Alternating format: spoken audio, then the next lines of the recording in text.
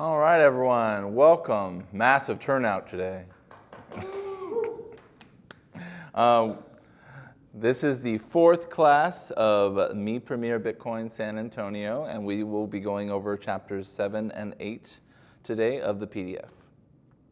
So for chapter 7, we're basically going to go over how to use Bitcoin, an introduction, acquiring and exchanging Bitcoin in different ways, an introduction to Bitcoin wallets, different types, setting up a mobile Bitcoin wallet, and then receiving and sending transactions, saving in Bitcoin, don't trust, verify.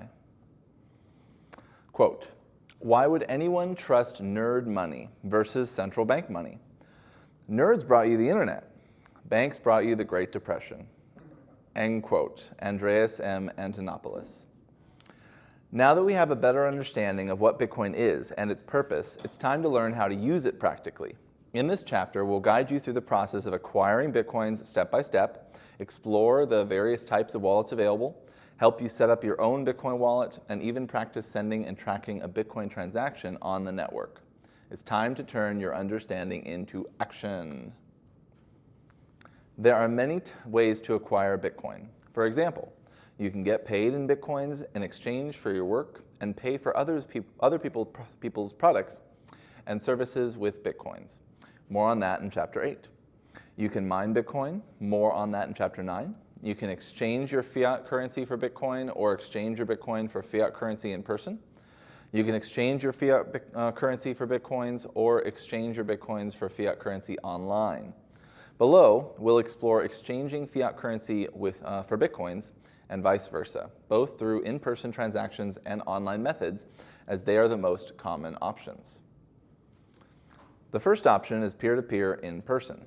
Engaging in peer-to-peer transactions to acquire and sell Bitcoin involves directly exchanging your fiat currency, or anything else, for Bitcoin with another individual, eliminating the need for a bank or other party to be involved in the transaction. Both parties mutually determine the exchange amount and rate. The buyer provides the cash, the seller transfers the Bitcoins, and the transaction concludes. While it's easier to do peer-to-peer exchanges physically by meeting with other individuals directly in the real world, you can also do so from virtually anywhere thanks to the internet. Additionally, exchanging Bitcoin for fiat follows a similar process in reverse. The second method is also peer-to-peer, online. Enter peer-to-peer platforms where Bitcoin buyers and sellers meet in cyberspace to conduct transactions without any intermediaries, directly on the internet. With such platforms, you don't have to trust anyone with your information or money. You can meet other peers and trade with them directly. Note, on most peer-to-peer platforms, peers have to escrow some of the funds to ensure that they will comply with their part of the deal. Escrow means putting money in a safe place that the platform controls until both parties do what they promised. It's like a trusted friend holding onto your stuff until everyone keeps their word. And the third option is centralized exchanges. Using centralized exchanges may be the easiest way to acquire and sell Bitcoin, but it also involves significant trade-offs. Centralized exchanges are companies that allow clients to buy and sell Bitcoin directly through them. However, this convenience comes at a cost. Centralized exchanges and their trade-offs. It's important to note that when buying Bitcoins through a centralized exchange, you are often required to provide personal information and verify your identity. This creates a risk of identity theft and exposes your personal information to potential threats. Additionally, centralized exchanges hold your Bitcoin for you, which means you're not in control of your money until you withdraw it from them. To add to these concerns, centralized exchanges can misappropriate users' funds or lend more Bitcoin than they have in reserves until they collapse. Yes, just like banks. However, in the Bitcoin world, there is no central bank to bail out fraudulent banks by printing more currency because you can't print more Bitcoin. An introduction to Bitcoin wallets. Unlike physical money, Bitcoin are not actually present in a Bitcoin wallet.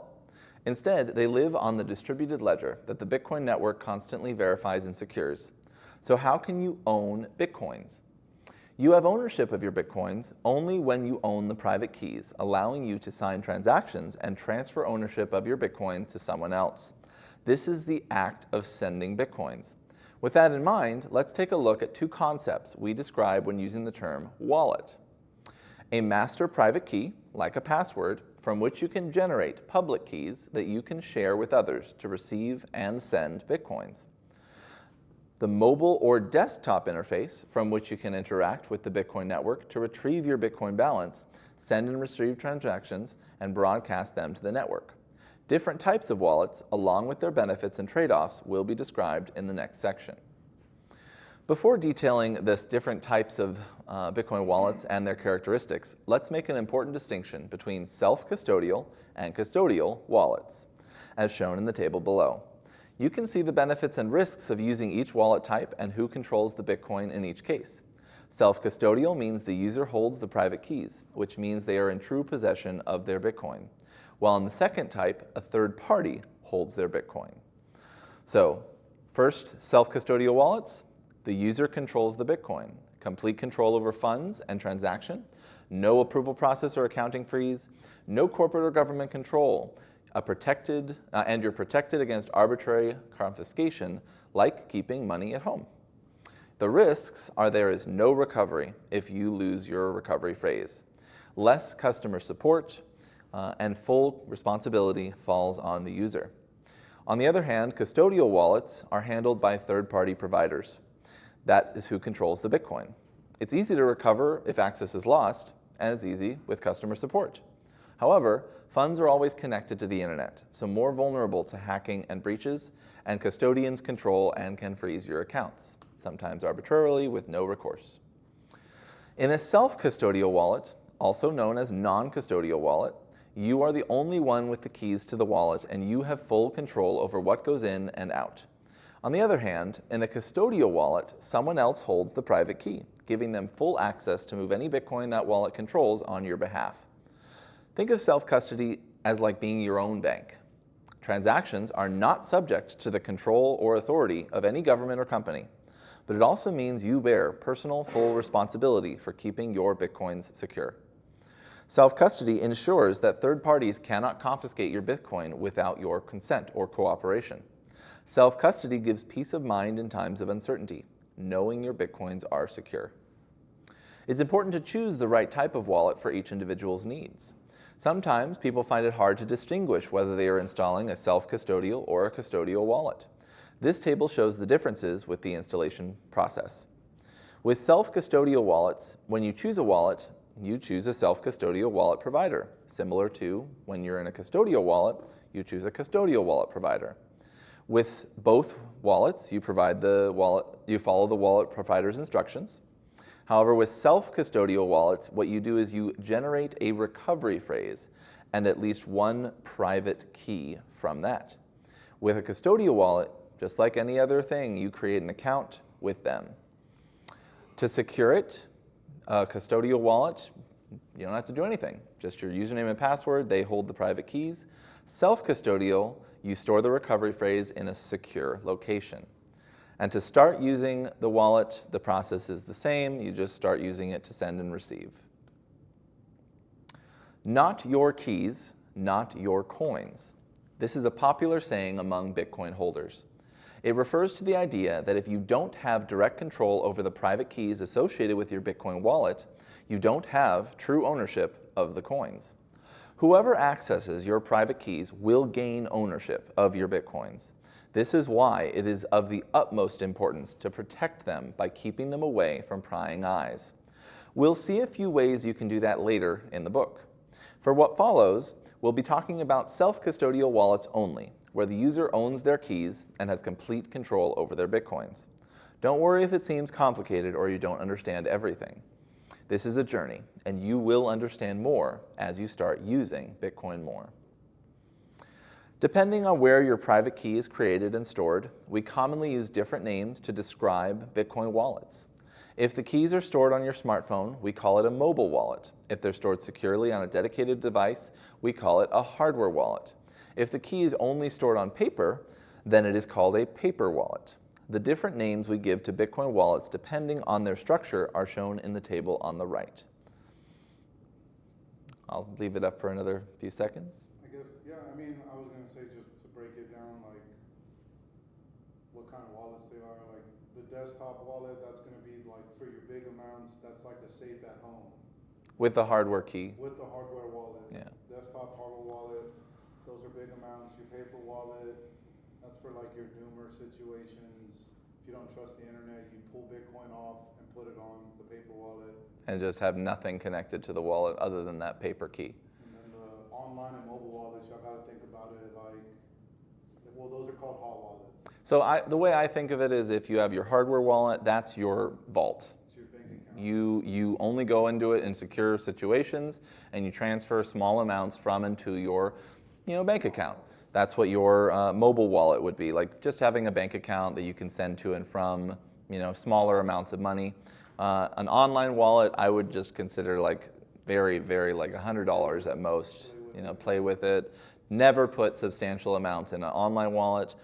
I would never put substantial amounts in a mobile or desktop wallet unless it was also secured with a hardware wallet. Now, because the keys can be moved from one device to another, the status of your Bitcoin wallet is not definitive. For example, if I generate the keys of my Bitcoin wallet on a computer and later upload them to my phone, the quote-unquote desktop wallet then becomes a mobile wallet. When it comes to storing your Bitcoins, it is not just about who has control over them. There are many other risks to consider.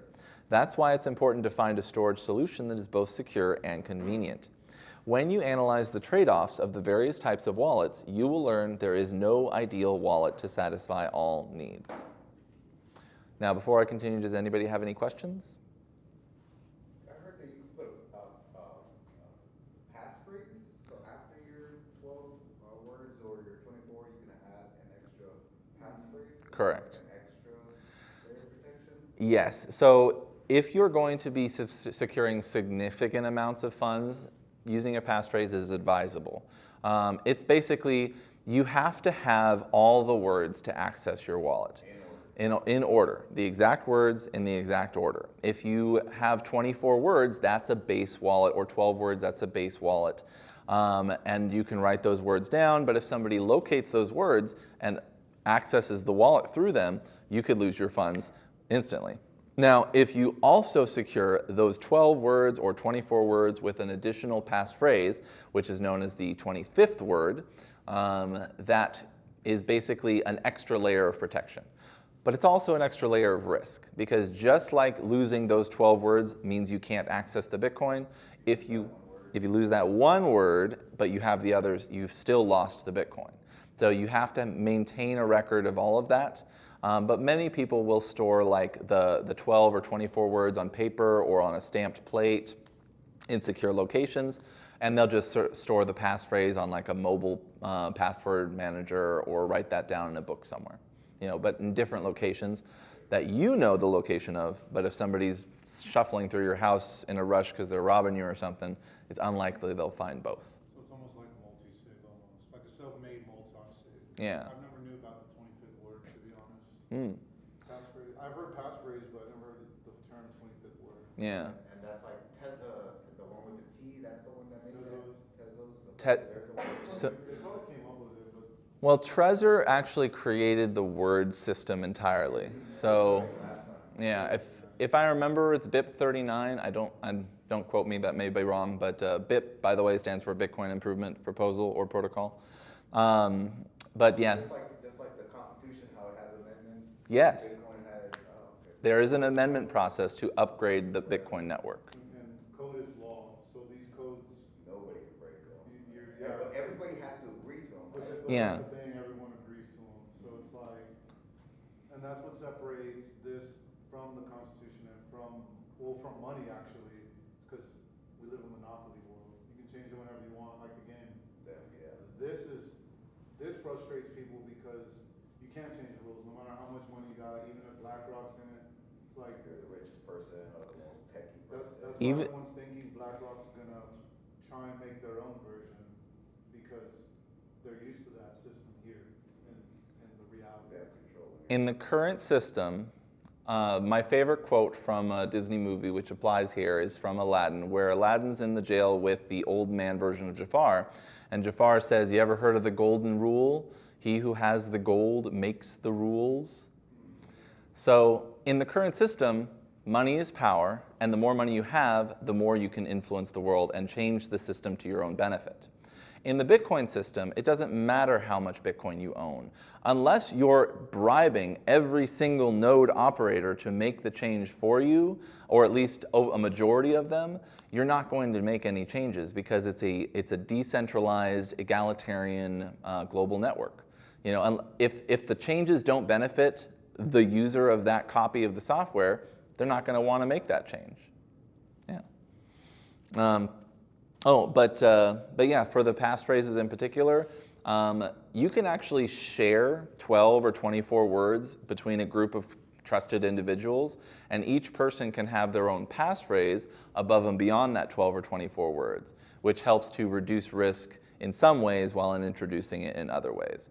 So if you don't really trust yourself to secure all 12 or 24 words against theft or against like damage or loss, you can be like, hey, I'm going to secure my coins above a passphrase beyond those 12 or 24 words, which the passphrase is useless without the 12 or 24 words, but the 12 or 24 words is useless without the passphrase.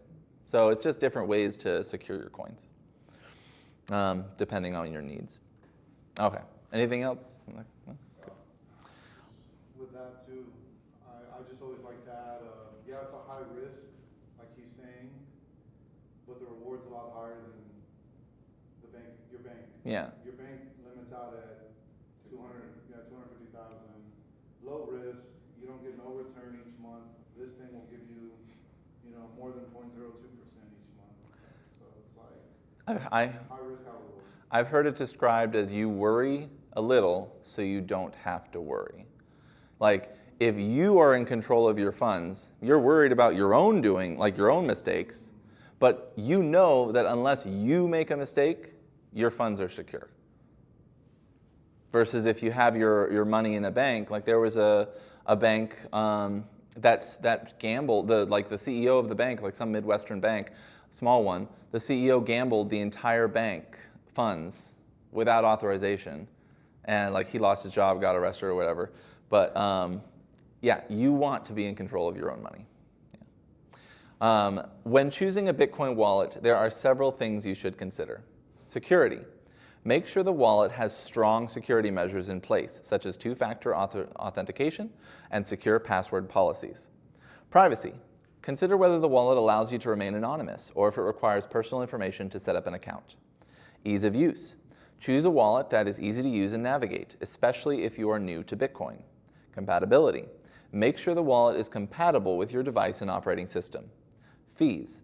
Compare the fees charged by different wallets to make sure you're getting the best deal.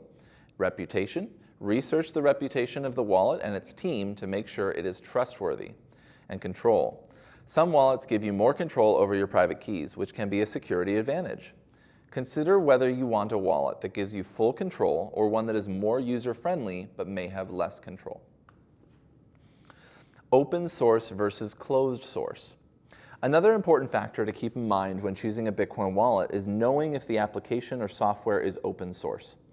Open source code is very important because it allows the community to review the code and continue developing the project if the team were to stop working on it. Just as Bitcoin's code is completely open for everyone to review, use, and modify, so should be the code of the wallet you use to store your Bitcoins. All right, now we have an activity, class discussion, and evaluation of Bitcoin wallets on bitcoin.org. So to go to the following website, scanning the QR code is the fastest way, and use your new knowledge of Bitcoin wallets to select the best one on the criteria we discussed today, based on the criteria.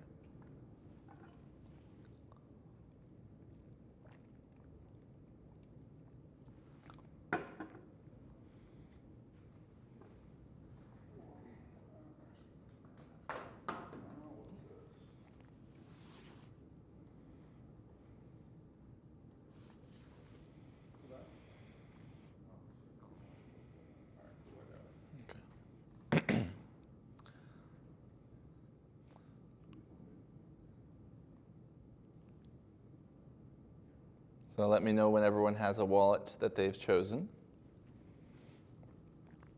They got a Linux desktop wallet here too? Oh yeah, there's basically wallets for every operating system. Yeah.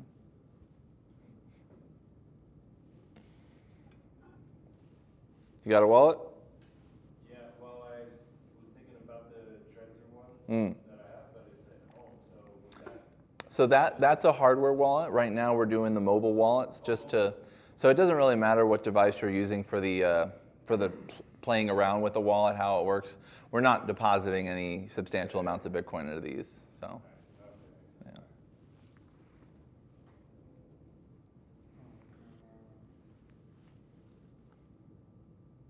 I think I got one. Nice.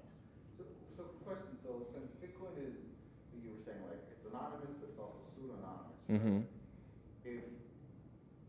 If I go buy something, can't somebody just track also all my transactions and therefore know how much I ultimately hold as well? So it is true that your entire wallet balance and all your transaction history is open for the entire world to see.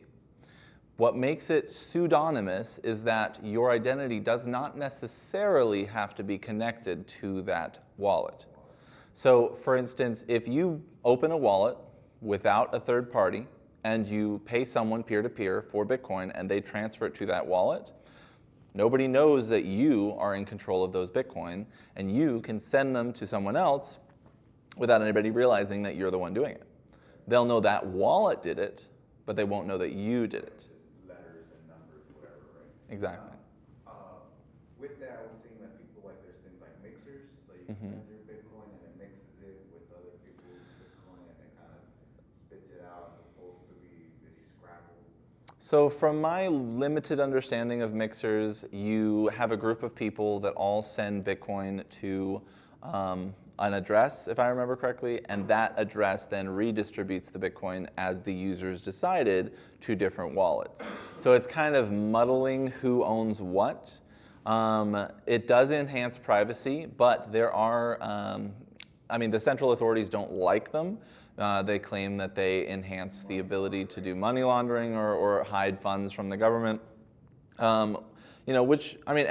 Every privacy enhancing tool is going to do that. But that doesn't make the privacy enhancing tool inherently bad. Yeah.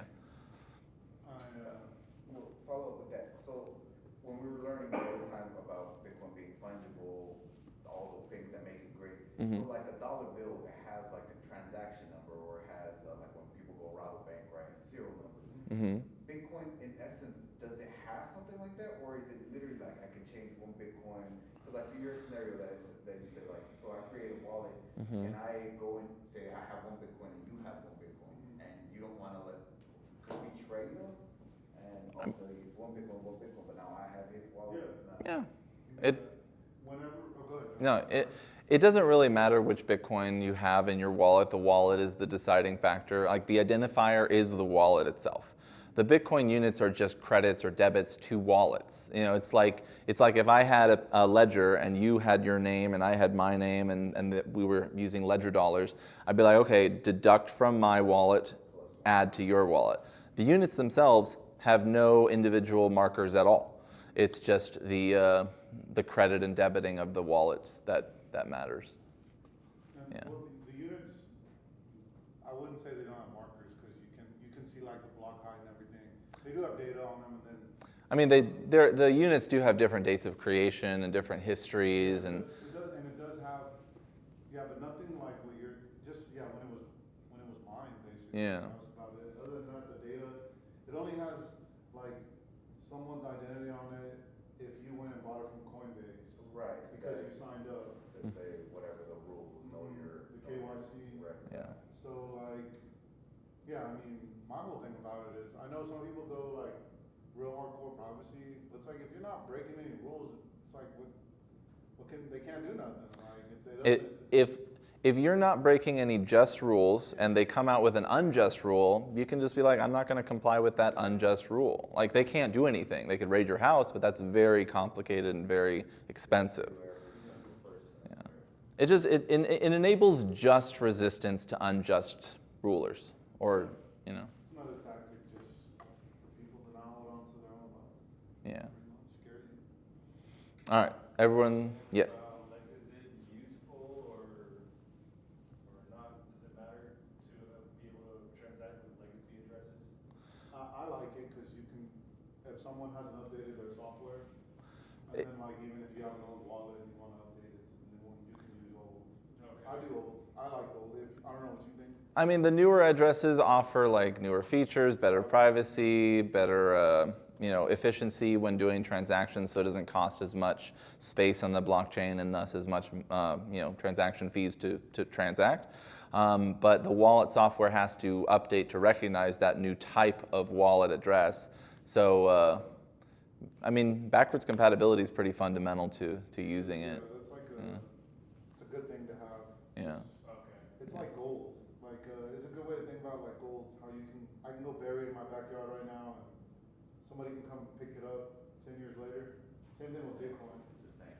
And you put it 10 years ago, and from 10 years from now, it's like you should be able to go back and grab it. You should, right? You should.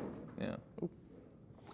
All right, so class exercise option 1. So once you download the app, which in other ways besides going to that link, you could search the app in the App Store, open the app. You can type in a 12 or 24 word recovery phrase if you already have one. That's a recovery phrase for that reason. But you can also just create a recovery phrase and write it down. Make sure you keep it in a safe place. The recovery phrase allows you to recover full access of the funds if needed, and these phrases are not unique to the wallets. So if it's a properly coded wallet, it should use an industry standard passphrase system or just recovery phrase system. So like the Trezor wallet, for example, if you create a wallet on that device, you write that code down, Trezor goes defunct, the wallet that you have stops working, you can just buy another device from another manufacturer, input those code words. Even from another manufacturer? Yeah. So like you can go from Ledger to Trezor? Yeah, or a cold card. If they're written on the same bit, 39, you yeah. said? Yeah, which is pretty much universally accepted as far as I'm aware for most wallets. I know there's some that don't do it, but most of them, like you said, universal. It's almost universal. Like I did, the way you said that, like I set somebody up with a wallet on their iPad, and I transferred it from like a ledger. And you can only do that with the software because whatever the wallet I put on our iPad, it was compatible with. It was that universal BIP 39. So I was able just to create it on this hardware wallet. It's like, all right, cool, we're just gonna move it now. Upload it, just put the 12 words in, and it just pops back up on our iPad. And you don't even need to move the Bitcoin if you change wallet providers. It's still in the same location, it's just accessed by the different device or software. Like because you have your private address and your Public address, right? yeah. When the way he says it's like with the companies like Unchained. So like if they were to go down, or let's say Unchained goes down and all your Bitcoin, you don't have access to it. Well, what Unchained does and others do now, it's like, well, if we go down, Here's how you access it. you can still access it without us even doing anything. So it doesn't matter if we go down. We're just here to be a security measure in case you do fuck up. Then we'll have your backup password for you. But if we go down, we're not giving away anything, and you'll still be able to access your Bitcoin. It's pretty interesting. Cool. Unchained is a pretty good company if you want to have your 401k in Bitcoin itself, and not the ETF, actual Bitcoin. All right. Now you must then confirm that you actually have saved the recovery phrase it provided. To do this, you must enter in the same order the words of your seed phrase to verify that you have. As an additional measure of security, some wallets allow you to choose a secure password. Your private key and your first Bitcoin address are automatically created for you by your wallet. So think of your public key as your email address. You want to share this with others so they can send you Bitcoin, or in the case of an email address, an email. Think of your private key as the password to your email. You would not want to share this with anyone, as it would give them access to your email. There's also no resetting the password like in email software. But if you do believe your words are compromised, you can just create another address from a new set of words and then transfer them, and then that new set of words resets the security chain. So use your receive address to receive Bitcoins. Transfer your Bitcoins to your wallet. With a self-custodial wallet, you cannot always buy Bitcoins directly with fiat. So you might need to purchase and transfer them from an exchange first. But that does again then connect the, exactly.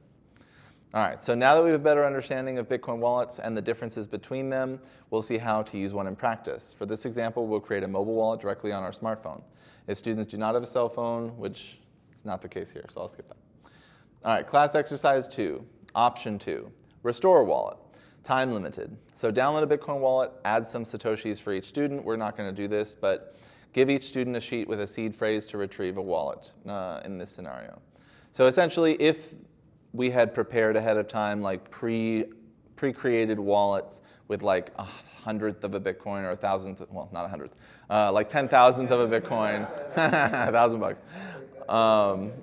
Right, like 50 cents worth of Bitcoin, like you could then restore the wallet and see in your phone, hey, I have now access to those Satoshis. All right, so we'll go ahead and do that, or skip that. And that's just with the 12 words. Yeah. Like he's saying, he would have created something and Ahead of he would time. gave you the 12 words To restore. on your phone, and you would get the wallet, put 12 words in, now you have his funds. That's what that practice was. Exactly. All right, a Bitcoin transaction is a transfer of ownership of existing Bitcoins to a new owner. However, instead of transferring actual coins, all the nodes in the network update their local copy of the public ledger to reflect the change in ownership. So pretty much the way it works is everyone who owns a copy of the ledger listens for the verified transactions occurred block and is like, okay, adjustment is made. Yeah. So very little data is actually transmitted between nodes. When sending a Bitcoin transaction, the sender signs a message that only they can sign with their private key, signaling to the network that the ownership of the Bitcoin has changed to the recipient's address. The Bitcoin can now be tied to an address that only the new owner can send from, giving them ownership of the Bitcoins. New Bitcoin transactions are initiated from wallets around the world, but there is no central payment processor. Instead, miners around the world compete to record transactions in the ledger. Let's say Jim owes Eliana 0.5 Bitcoin. That's quite a debt. And is ready to pay her back. Yeah. Both have digital wallets.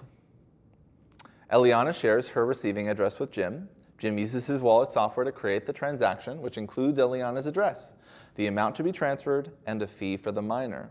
After signing the transaction, it is broadcast to the network, where it is verified by the nodes. Nodes check the transaction for validity and ensure that Jim has enough funds.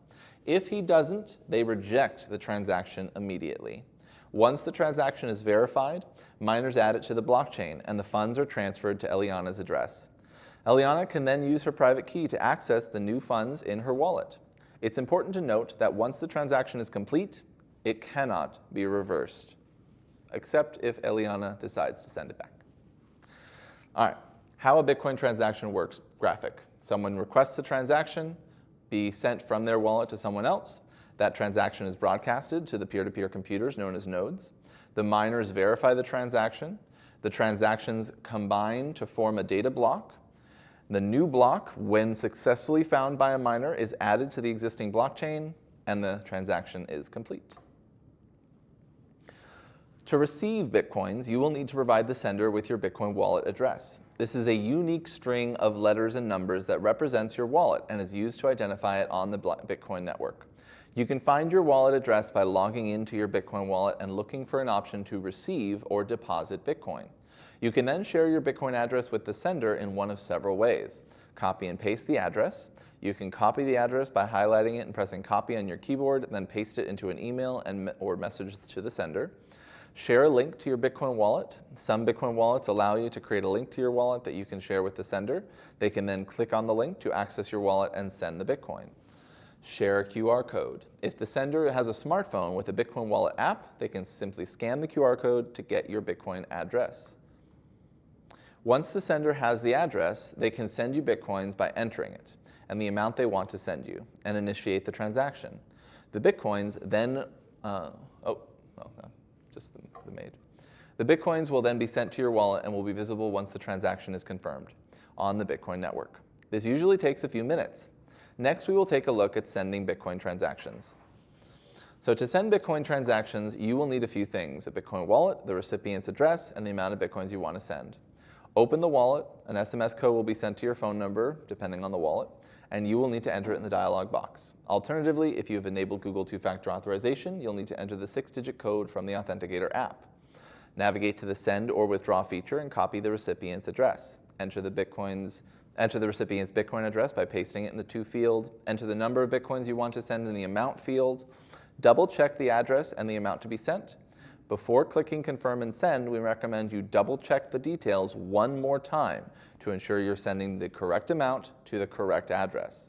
Confirm the transaction and wait for the network to confirm it as well. Now you know how to evaluate, select, and set up a self-custodial Bitcoin wallet. Sending Bitcoins from one another on the Bitcoin network is called sending an on-chain transaction. This is because the transaction occurs on the main Bitcoin network blockchain. On-chain transactions are the safest way to transact with Bitcoin. However, on-chain transactions are slower and can be significantly more expensive than other options, such as the Lightning transactions we will discuss in Chapter 8. Saving in Bitcoin. Bitcoin is a way to safeguard your money against inflation and to protect it from being controlled by anyone else. If you do it correctly, saving in Bitcoin provides a vehicle to store, accumulate, and build wealth over time.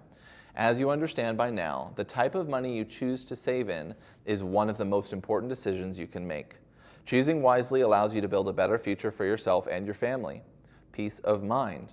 When stored properly, Bitcoin is the only form of property that no one can take from you. Don't trust, verify.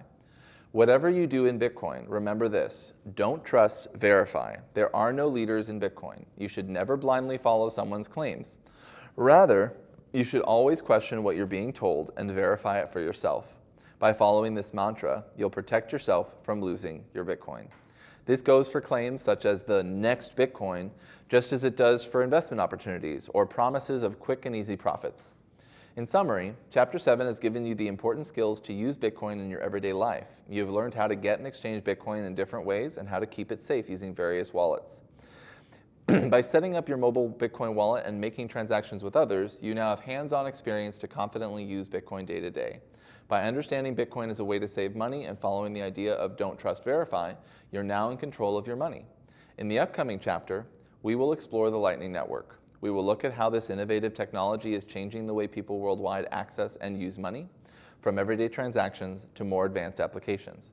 You will learn how the Lightning Network employs individuals, communities, and businesses by providing them access to financial services. So that concludes Chapter 7. Now with Chapter 8. This is the Lightning Network. Yes. Oh, and questions, yes. Question, when it was saying about sending Bitcoin and like the different ways, copy, paste, scan Yeah. QR code. I was reading when the whole Mount Gox thing, how they lost like a lot of Bitcoin, 100 and something. They were saying something about like, I guess one of the ways they sent it wrong was they forgot to either put a letter or a number on the address. So if you don't put the exact address, if you don't copy and paste exactly, will it still send? Because that's what I read. It gets lost. It'll bounce back. These days, I don't believe that's the case. I don't remember if that was the case that back I then. don't think so.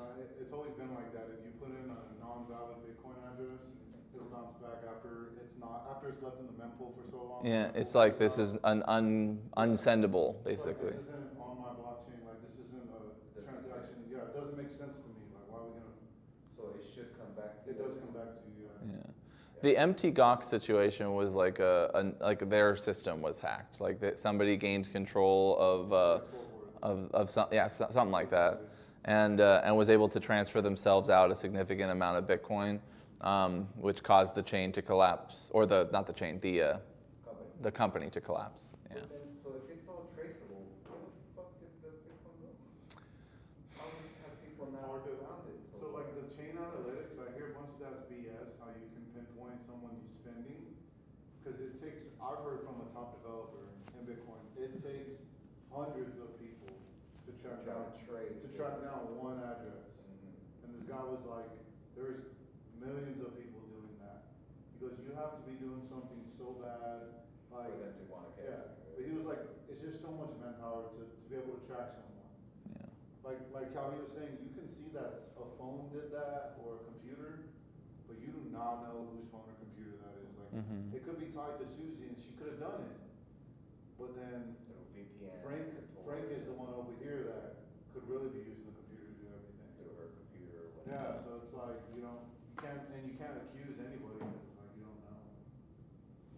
Yeah, but as far as tracking the Mt. Gox hack, I'm not very well informed on that because I wasn't involved in the Mt. Gox situation. But from what I understand, a significant amount of the funds is being returned to the. Supposedly got after like Yeah. 13 years. Yeah. You Yeah. know what that was? The German guy? No. It's a Bitcoin exchange that went down. The biggest one. Yeah. 2013, right? Yeah, Yeah. it was one of the first ones. It was Count Mount Gox because it was a Magic the Gathering online exchange. Okay, I'm thinking of this other guy that he got busted in Germany, but he was like a big whale. You're talking about Was that the recent German sell-off of like 50,000 coins last year? Yeah. I don't know that much about that case either, but I know that it was. Yeah. Basically, like he made a deal with the German government, but like I think they only give him like 10% of the wallet. So it's still like a bag though. And he still stole it. Yeah, I mean it's still a bag though, like overall though. But that was like why it was dumped into like a year ago. Yeah. Wow. Yeah, they people online were like, "Oh, Germany's so dumb for selling the Bitcoin." Well, it's just the processes of the government. Like they're not going to, you know. They're gonna push there once everything goes down, like in a year from now, they're just gonna be like, "Damn, we should have never sold that." Maybe. It's Right. already on the internet. Everyone's already talking about it. Yeah. All right. Anything else? Anybody? Yeah, good. Okay. And by the way, so if you do want to continue going through that setup process of the wallet, we can take a few minutes for you to do that. We can probably, like, transaction fees are low. We can send like $1 of coins to each of you if you want. I don't mind. Isn't the Lightning Network, isn't that where the guy did the pizzas? No. No, the pizzas were the first Bitcoin transaction. And to say that just means the first real world value exchange with Bitcoin. So back then, this was I think like 2011, 2012 or something like that. Bitcoin had no value. Like it was trading for $0.00. And so somebody was like, "Hey, I have 10,000 Bitcoin. Somebody willing to accept it and order me a pizza?" You know. So he's like, "Sure." And so somebody phones I think it was Papa John's or something like that. They bought 2 pizzas from Europe. They ordered the 2 pizzas, it delivered to him, and he sent them 10,000 Bitcoins. So he experienced sending Bitcoin and receiving pizza. Yeah. But I'm sure he never held on to it, right? Yeah. Probably didn't hold on to it. No. I don't know what's worse, that guy or freaking the Mavericks. I don't know which one. The Mavericks. Well, I mean, to use Bitcoin, to send Bitcoin is to use Bitcoin. Like it's at the end of the day, it's money. And people are like, "Oh, he could have saved those 10,000," but that was like $20 back then, $10 back then. Like he could have just as easily paid somebody else $10 to buy them back. Like they weren't worth all that much back then. So think of your transaction today as similarly heavy, because like if this is a network that is going to last centuries, which it very well might, then today's Bitcoin transactions are going to be looked at the same way that we look at the pizza transaction. So if we send you 50 Satoshis, "Oh my God, how many Lambos could you have bought with that?" Somebody, someone is going to say that. All right, so Chapter 8, the Lightning Network, using Bitcoin in your daily life. Introduction. So the activity we'll be doing is watching a video, Bitcoin Lightning Network Explained, how it actually works. Then we'll be reading more about the Lightning Network, different types of Lightning wallets, very similar to the previous chapter, setting up a Bitcoin Lightning wallet, sending and receiving Lightning transactions. We're going to be doing an activity where we'll be hopscotching Lightning transactions between each other, then talking about how to use it to buy groceries or coffee, online payment plugins, or in person, or transitional tools, and finally circular economies, where Bitcoin is the primary medium of exchange, which is already happening in various areas all over the world.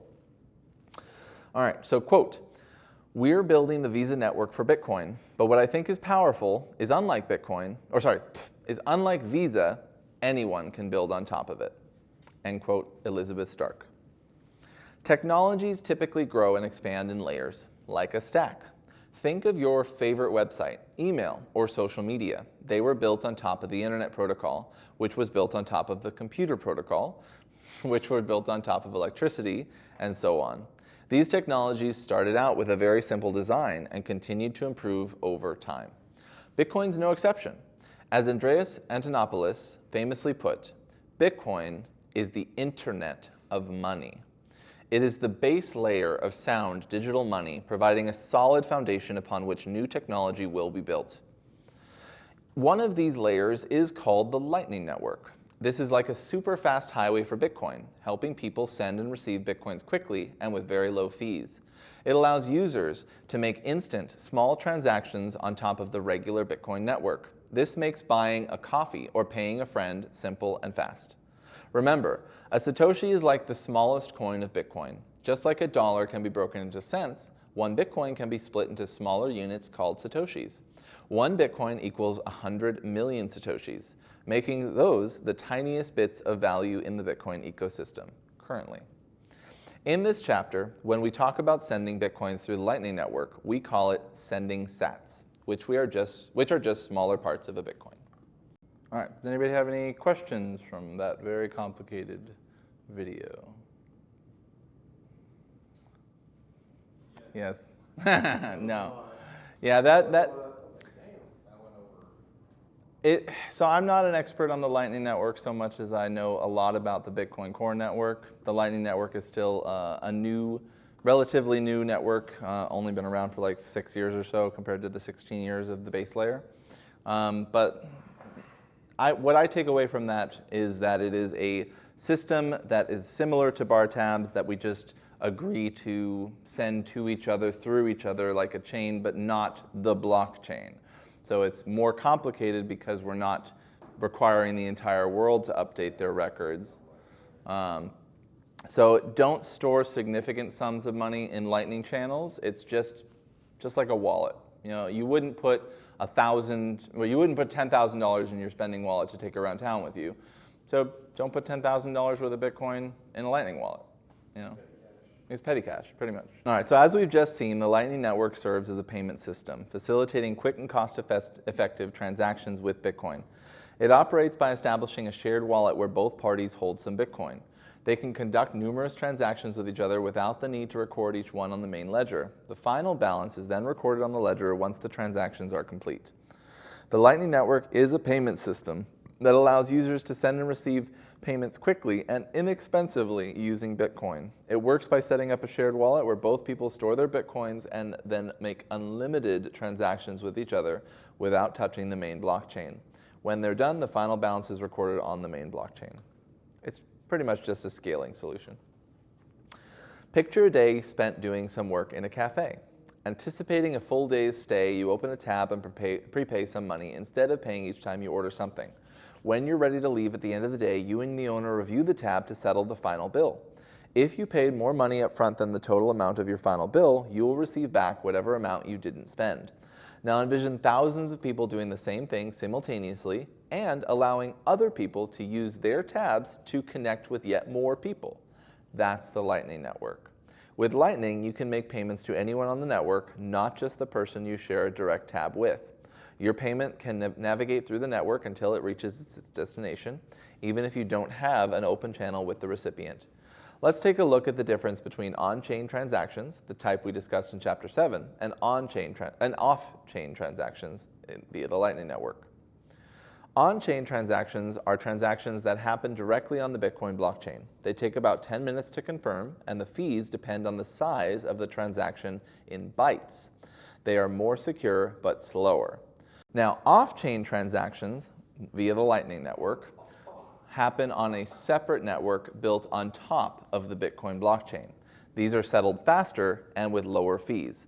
They are commonly used where regulations and laws support their adoption and where features like the speed and cost of transactions are more important. Compared to on-chain transactions, however, they are less secure. Using Bitcoin in your daily life continued. So this is a table showing that the different payment networks, the Bitcoin network and the Lightning Network, their definition, advantages, and disadvantages. So the definitions of the Bitcoin network and Lightning Network are: first, the Bitcoin network is a decentralized digital network that uses cryptography to secure financial transactions, while the Lightning Network is a second-layer payment protocol that operates on top of the Bitcoin blockchain, enabling faster and cheaper transactions. The advantages of the Bitcoin network are that it is decentralized and secure, no chargebacks or fraud, it can be used anonymously, and it has global acceptance. Advantages of the Lightning Network are its faster and cheaper transactions, increased scalability, off-chain transactions do not clog the blockchain. Whereas disadvantages of the main network on Bitcoin, slow transaction times and high fees for certain types of transactions, particularly low-cost ones, like $1 or $2 worth of Satoshis. It's also a little bit complex for beginners. The disadvantage of Lightning Network is it requires trust in the channel operators. Still experimental and it's not widely adopted, requiring an on-chain transaction to open and close channels. But it is becoming more adopted every day. A Lightning wallet is a little bit different than a Bitcoin wallet, though it performs the same function, receiving and sending Bitcoins. The difference is that a Lightning wallet allows you to send Bitcoins on the Lightning Network, which itself is a second layer on top of the Bitcoin network. Just as we saw in the previous chapter with Bitcoin wallets, Lightning wallets have different characteristics that need to be considered before choosing one. Self-custodial versus custodial. Lightning wallets can be broken down into very specific categories, but for the sake of simplicity, we'll divide them as before into just two, self-custodial and custodial. Just like Bitcoin wallets, a self-custodial Lightning wallet is one where you control the keys to the wallet, whereas custodial Lightning wallets are one where someone else controls the keys. When using a custodial wallet, you're only given access to the wallet, but you're depending on someone else for permission to use your money. You're giving up ownership of your money for the convenience of easy spending. This can be acceptable for small amounts, although it's recommended to use a self-custodial wallet once you have an understanding of the technology. For what follows, we'll be talking about self-custodial Lightning wallets only. Just like with the Bitcoin wallets we saw in the previous chapter, Lightning wallets can be open source or closed source. Always use open source wallets as they are completely open for review and vetted by community members. An open source application also means that anyone can contribute to the improvement of the software, making it a better choice for users. Setting up a self-custodial Lightning wallet is the same as setting up a self-custodial on-chain Bitcoin wallet. So for our class exercise, we're going to be downloading a self-custodial Bitcoin wallet, Lightning. So in your app store, you're going to want to search like Bitcoin Lightning wallet. Go ahead and pull up your phones. With a Lightning wallet, using Bitcoin is fast, cheap, and private, making transactions between two people easy. You can quickly send and receive Bitcoins for everyday things like buying coffee or shopping. Let's look at a few examples of the Lightning Network in action. Example 1, below, both Marcia and Eve have 5 units of currency each. Marcia wants to send 2 of her units to Eve, so she sends 2 units to Jeff. Jeff then passes on the 2 units to Eve, who now has 7 units. Marcia has now 3 units, and that's it. The transaction is done.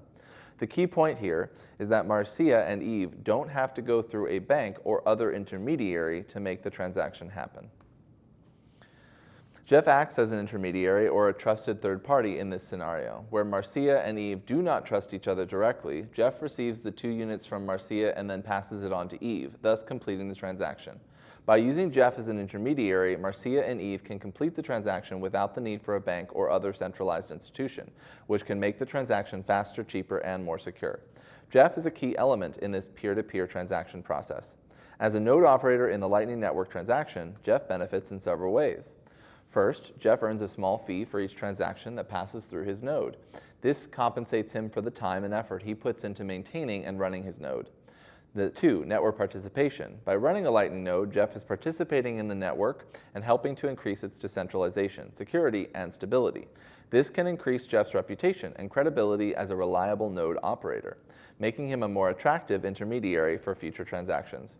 3, network growth. As the Lightning Network grows and more people use it, the number of transactions passing through Jeff's node is likely to increase, which can result in increased income from transaction fees. 4, increased network security. Jeff's role as an intermediary helps to increase the network security by adding an additional layer of protection between Marcia and Eve. This can increase the user's confidence in the network, making it more attractive to new users and helping to drive growth. Overall, being a node operator in the Lightning Network can provide Jeff with a steady source of income, as well as the operator to contribute to the network's growth and development. Mina has a serious love for McDonald's. This is example 2. She goes there for breakfast, lunch, and dinner every day, but so many different payment options available, she's not sure which one is the best choice. Luckily, she's learned a little bit about Bitcoin and the Lightning Network, so after comparing the tables below, Mina has no doubt that using a Lightning payment method is the way to go. So, comparison of the Lightning Network versus the traditional banking system. For speed, Lightning is fast, faster than the traditional banking system, especially for the merchants. What most people don't have to head out? Oh. Yeah. I mean, Yeah, so he'll help you. Okay. So what most people aren't aware of is that when you charge your card at the merchant, your payment is taken from you, but it takes over a month in most cases for merchants to get that money. So with the Lightning Network, especially for merchants, they get that immediately. Transparency, Lightning is much more transparent, whereas the traditional banking system keeps it opaque and hard to understand. For security, Lightning is actually more secure than the traditional banking system. Transaction fees are lower, fractions of a percent instead of 2 to 4% with traditional credit card systems. And with financial inclusion being high, because nobody needs permission to open a Lightning wallet or a Bitcoin wallet, unlike with traditional banking systems where you need an account that gets approved. Also, for scalability, Lightning is actually more scalable than the traditional. Privacy, it's higher.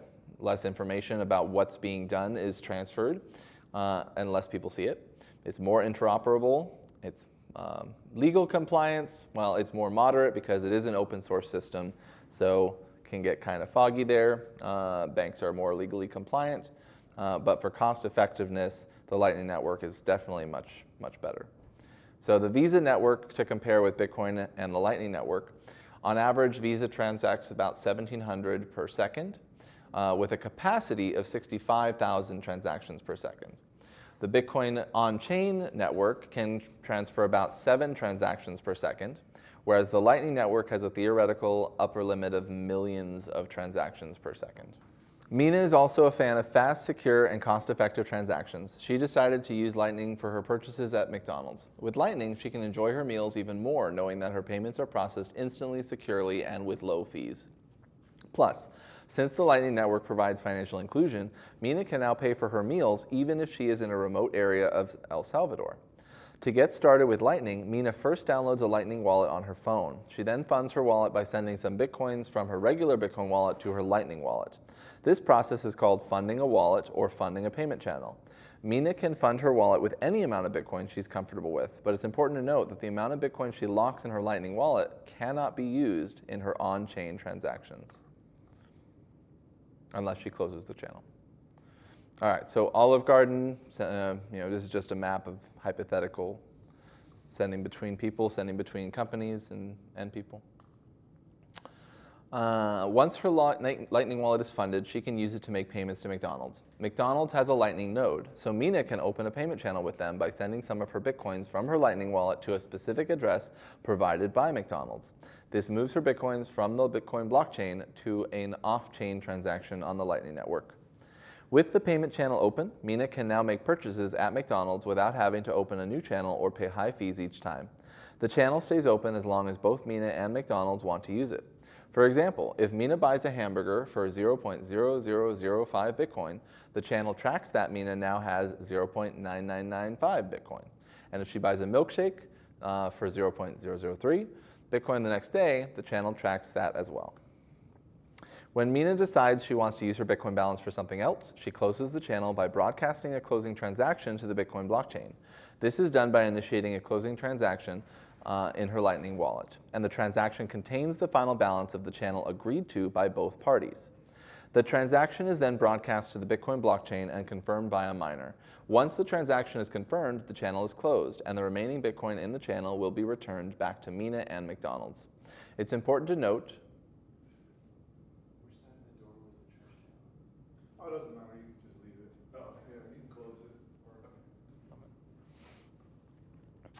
It's important to note that closing a channel can take some time to be confirmed on the blockchain. During this waiting period, the funds are still locked in the channel and cannot be used for on-chain transactions.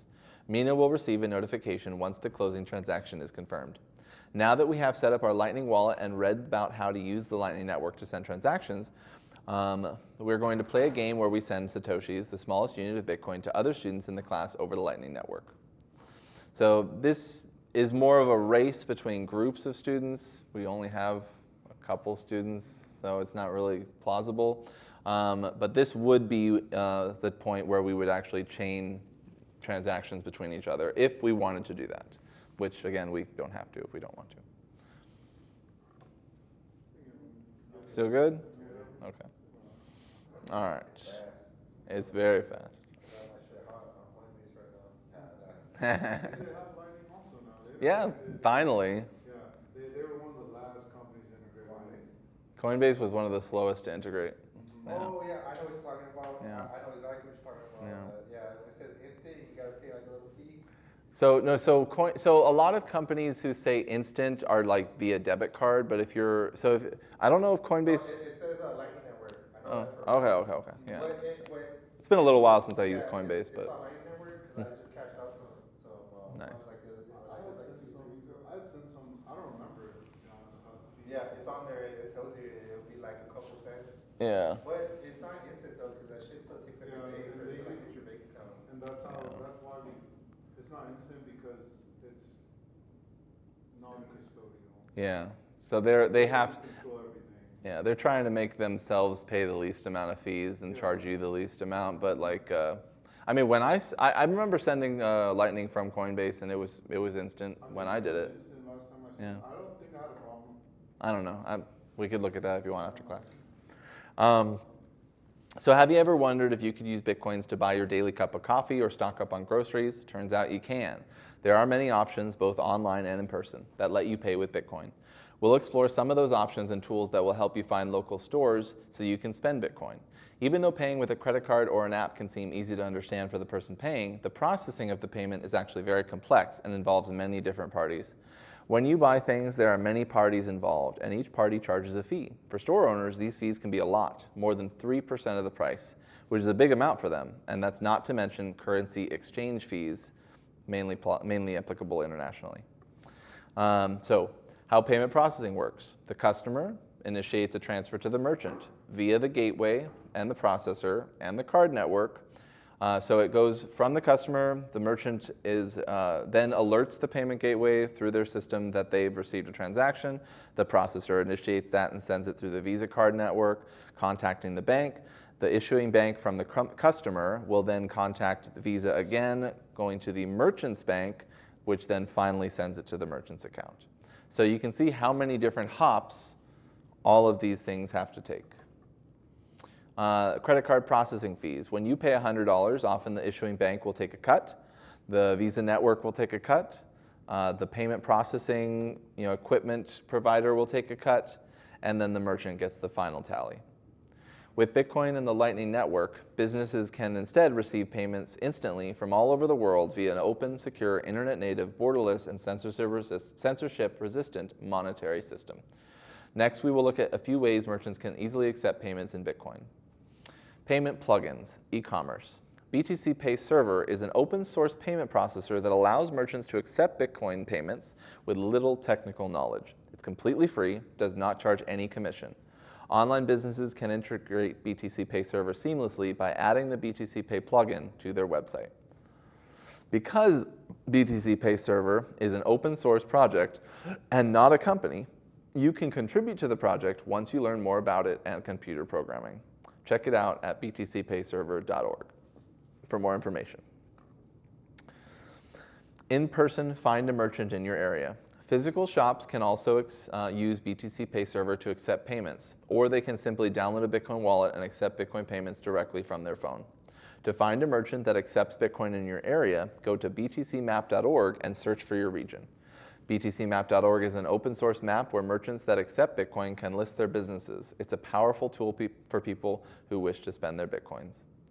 On btcmap.org, you can also look for Bitcoin communities where you will meet other Bitcoin users and find businesses that accept Bitcoin. Some of our teachers and students have actually added businesses and circular economies to btcmap.org, and once you're ready, you can too. Yeah.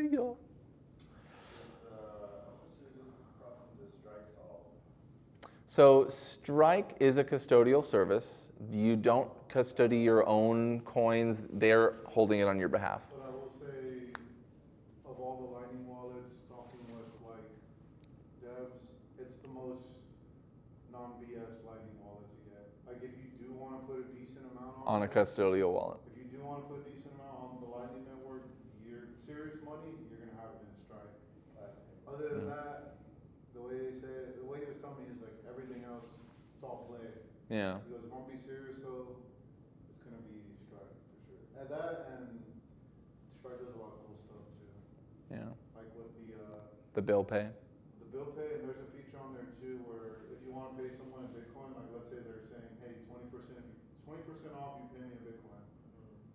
Well, what you can do with Strike is you can pay them, you can use your cash balance and send it to their Bitcoin address.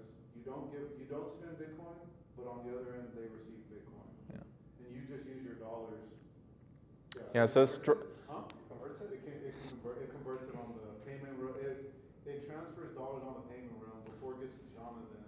yeah. Jonathan already put the option up, I'm gonna do 50-50. So once it's Jonathan, now it's like boom, cash and Bitcoin. Strike's main advantage as a service is that they're the best current bridge to the financial legacy system. So if you are paid in dollars, you can give your employer Strike as a banking, routing, and account number. They will then you decide, oh, do I want 10% Bitcoin? Do I want 100% Bitcoin? You can tell them exactly what you want to receive percentage-wise of your paycheck in Bitcoin, and it automatically converts it for you, and you can hold Bitcoin instead of dollars. Alternatively, you can send Bitcoin and somebody receives dollars. You can send dollars and somebody receives Bitcoin. At this point, I pay my bills with Bitcoin because and that's the other thing that they've recently added is not only can you choose to get paid in whatever percentage of Bitcoin you want, you can have the software when a bill is withdrawn from that bank account and routing number, it will automatically sell Bitcoin and send the dollars for you on your behalf. So why do you want to pay your bills in Bitcoin? Why do you pay your bills in Bitcoin? It's a Bitcoiner. Because I don't own any dollars. I'm the same way. Yeah. Everything, it's on Bitcoin. I don't use traditional banking like that, so for me, Cash App is my go-to to use my Bitcoin. Mm-hmm. You don't have a bank account anywhere? I mean, I still have my old bank accounts with I have a couple $100 in old bank accounts, but For cash, yeah, for if I really need to purely use a bank account or something like that. But for Strike though, Yeah. they hook up to any bank pretty much. I almost never transact in actual dollars anymore. Yeah, except through pay, I use credit cards, and then the credit card pulls from my Strike account, which pulls from Bitcoin. Yeah. So then, if you're gonna buy, I don't know, a bike from somebody, off of, I don't know, OfferUp or whatever, Mm-hmm. how would you pay them? If they don't accept Bitcoin. So you can. So usually they'll accept Cash App as an alternative, and I can send over Lightning from my Strike to Cash App, and then send them from my Bitcoin balance cash through Cash App. Okay, say it's a Yeah. 6-year-old dude doesn't do no technology, wants cold hard cash. How would you do it? From Cash App, that's what I do. You have the card, you just go pull it out of the bank. Yeah. Yeah. That's easy. Yeah, okay. Yeah. If you do want cash, you're like, cool, let me go to the bank, let me go to this ATM, whatever ATM, and I'll pull out cold hard cash right now from my Bitcoin balance. If I need to use the U.S. government shitcoin, I can. Yeah, that's not. And that's what, it was cool because even my tax lady this last year, we did my taxes and she was like, I was telling her everything, and at the end, she's like, all right, how much was it? I'm like, all right, $60. I'm like, all right, cool.